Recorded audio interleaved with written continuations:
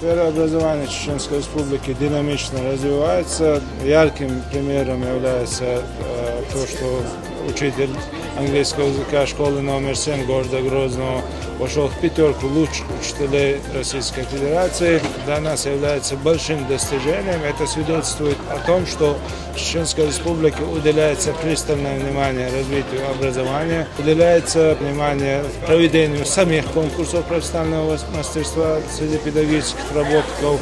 И то, что отбор учителей, которых направляют для участия во всероссийском конкурсе, проводится на должном уровне. Пользуясь случаем, хочу поздравить и Беллу Башировну, и в ее лице всех педагогов Чеченской Республики с Днем Учителя и с победой в данном конкурсе.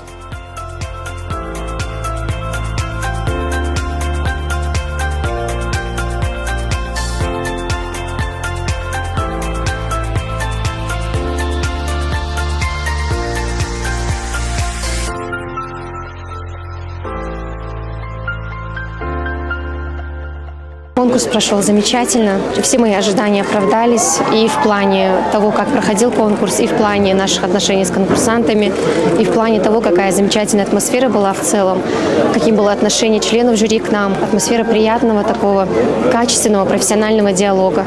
Поэтому мои ожидания вполне оправданы были.